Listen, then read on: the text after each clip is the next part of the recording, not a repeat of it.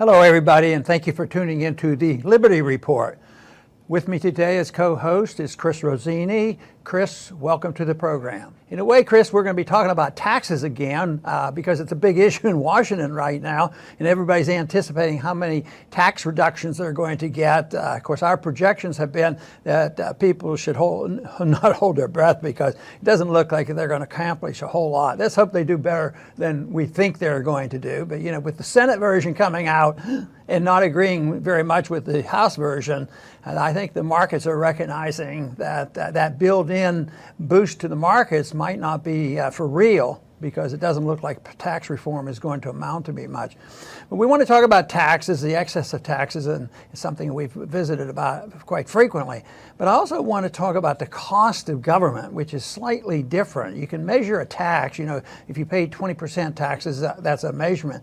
But then there's a cost to government, all that government does to us, and it's in a way hard to measure all the penalty. Take, for instance, just your filling out your IRS form. Yes, you have to pay your taxes, but who pays you for the labor? That's involuntary servitude, keeping these records, and that we can be incriminated by. So it's such a terrible, terrible system. But it is a tremendous cost that people complain about, but nobody can quite measure it. So I want to talk a little bit about that today. And I want to start off with talking about double taxation. We've heard about that because sometimes if you're working in a corporation, the corporation will pay some taxes. Then when the individual gets a paycheck, then they pay taxes again. So the same generation of new funds is taxed twice. And that's one form of double taxation. But also, what about the inheritance tax on principal?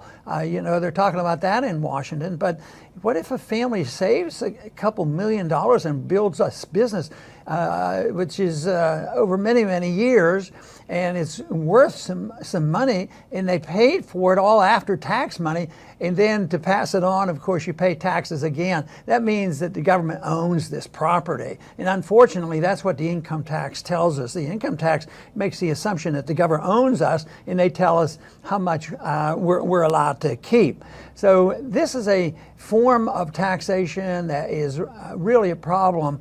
But, you know, the other thing that I think is double taxation is first, you know, if they come and take your money from you, that's a tax. But, you know, and that's harmful. But almost inevitably, when they spend that money, that's when we hit them again, hit all the citizens again, because they're going to get something that they don't need or they can't afford or is inefficient or they distort the markets, but they're always giving you something for free. You know, they're going to give you free medical care and free insurance and all of these things, and yet it's going to make it much worse. So it's the whole principle. But basically, I see the problem going on in Washington right now is the fact that they're talking about taxation, which is very important, because if we had our type of government, we wouldn't have to talk about this. And they don't talk in a serious manner on why they're talking about taxation. They talk about taxes because they're trying to figure out how can we further deceive the people, how can we borrow and inflate the currency, you know, without stressing, you know, the system. You know, I saw a very dangerous statistic this week. It came out to show that the 3 richest Americans, their wealth is equal to the wealth of 50% of the American population, the lower 50%. That's a little hard to believe, but it's quite possible when you think of these astounding amounts of money. Now, if you just say that and throw it out there, it sounds like, oh, you must be a socialist. You want redistribution of wealth.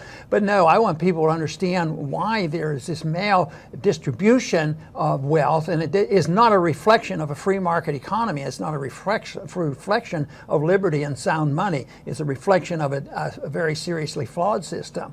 But on top of, you know, looking at the cost of government, when you put on regulations and taxes, and governments or corporations absorb and take care of that problem, and they don't pay it by themselves. They pass that along into the costs to the customer.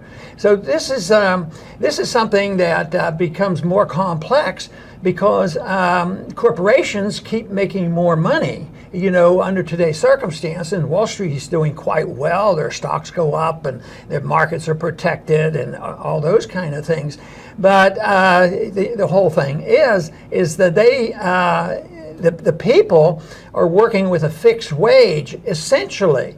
And that's where the anger comes from, and their concern is justifiable in my estimation, because the real wage has essentially been frozen since the breakdown of the gold standard, 1971. So there's very little movement, and the average person cannot keep up with the inflation rate, and they actually get punished because government raises the inflation rate to not allow people to get an increase when they're on a fixed income of sorts. So this is a source of great anger, and why I'm concerned about this, and to understand the real cost of government. Yes, we deal with the taxation that we can understand. We want low taxes, but the real cost of government is going to stay there as long as we have this perception that we need this government, whether it's domestic regulations and welfarism and international conflicts that we're involved in constantly. If the people don't challenge that, there's still going to be more of this until finally it seizes up and the dollar doesn't work and the debt overwhelms. But I am very pessimistic that what they're talking about in Washington today is not going to arrive at any long-term solution. There'll be some tinkering and there'll be some bragging rights by a few people. But the whole thing is the system that we have created, where the lower 50% are doing badly, and the top a few percent are doing exceedingly well, is going to be a source of social friction. And I think that's what some of this friction that we're witnessing today demonstrates, because when people get angry over economic things and they don't understand exactly why the economy is so unfair, that's when they slash out and say, it's as capitalists, people making profits, which is a long way from the truth. Yes, and you mentioned things seizing up. We're heading in that direction for sure. If you think about, we're talking about taxes and tax cuts. Our government has debt of $20 trillion that it could never be paid. Why anybody would loan the money is beyond me. And they also have a population, about almost 50% or 50%, that are on some kind of federal assistance. So that they're going to be cutting taxes, they could raise our taxes to 90 and 100%, and it won't make a dent in the hole that they've dug for themselves.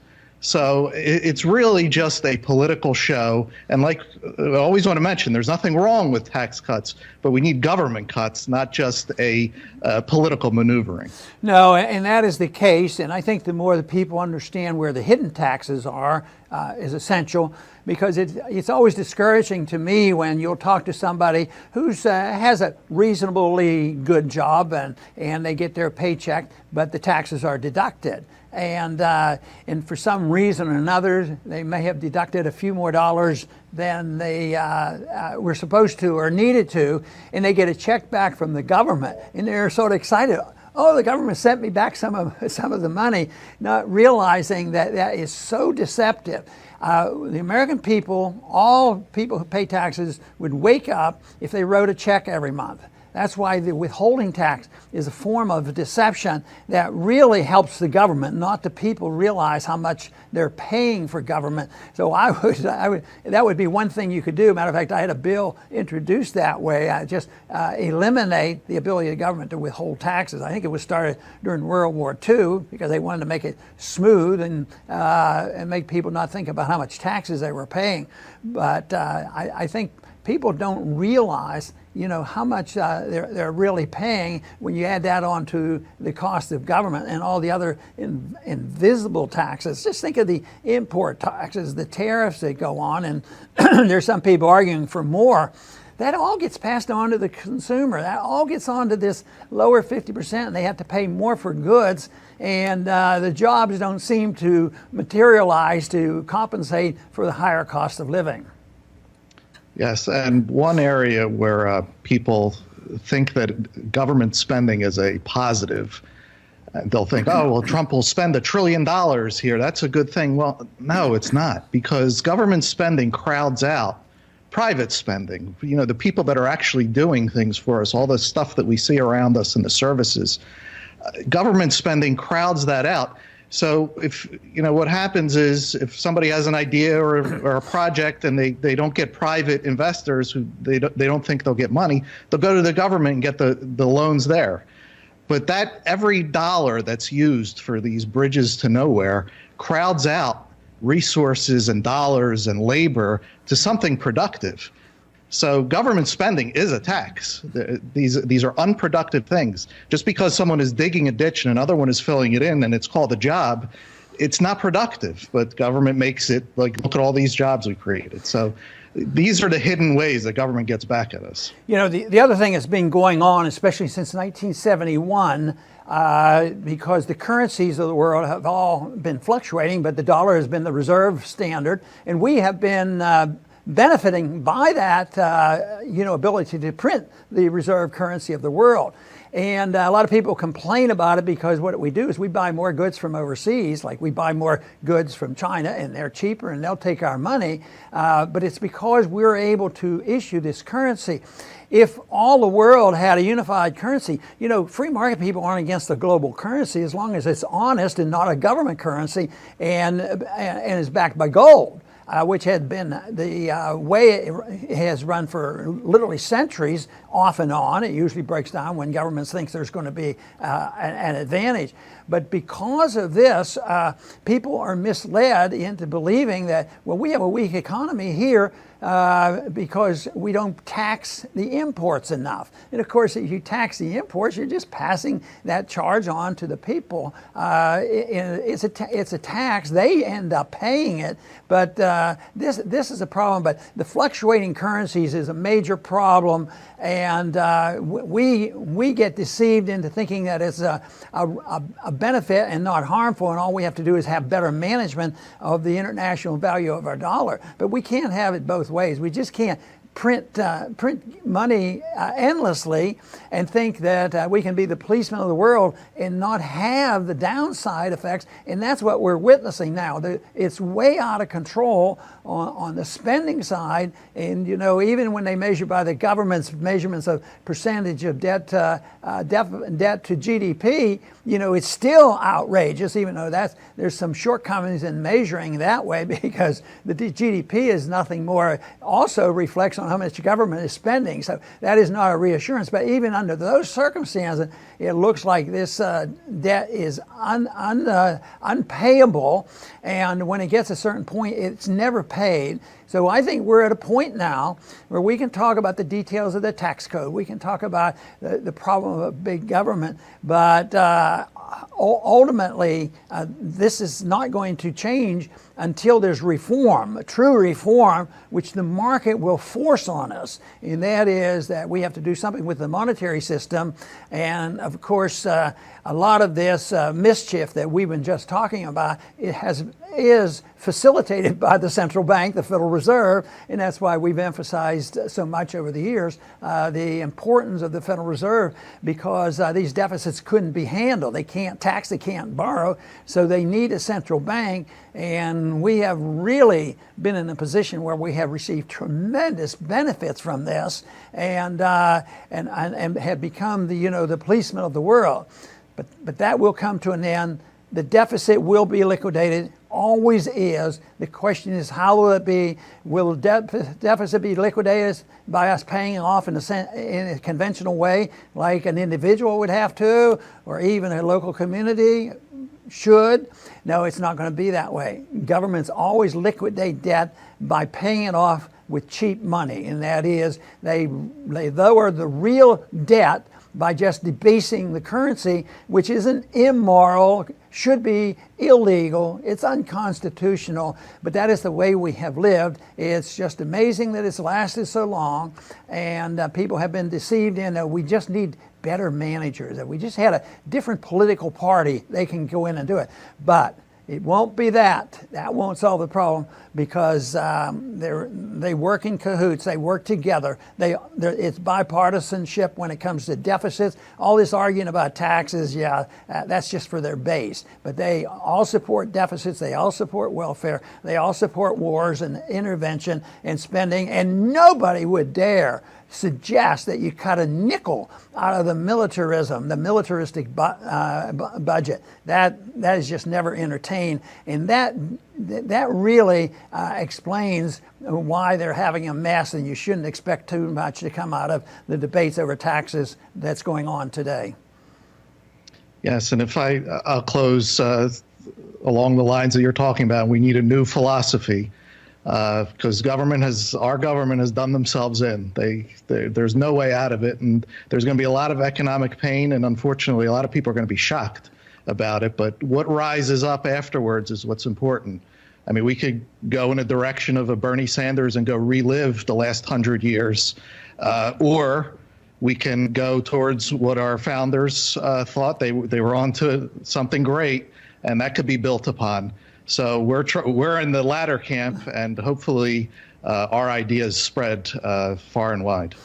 And I'll just go ahead and add on to that because I think the turmoil now, which is social as much as anything and cultural, and we have these cultural wars going on, I think they're basically economic and they originate there.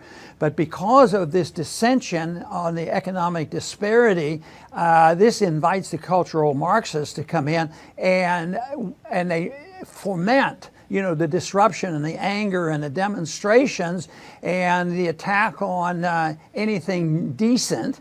And that is done on purpose because they are Marxists and they want to have total socialized medicine, all these things, but they're looking for an opening. The approach right now by the cultural Marxists is a bit different than the Soviet type of Marxism because that was purely economic. Here they want to disrupt socially, then they're going to come in with all the government regulations and government authoritarianism. So that's where the real problem is, and that's why it's vital that we do our very best and others join in this effort to get as many people as possible to understand what's really going on and understand the soundness of economics, really, which starts with the soundness of understanding what personal liberty is all about and where liberty comes from, and it's a natural right for all of us. Then I think we could make some progress. Chris, I want to thank you very much for being with us today. Thank you very much, Dr. Paul. Good, and I want to thank our audience for joining us, and please come back soon to the Liberty Report.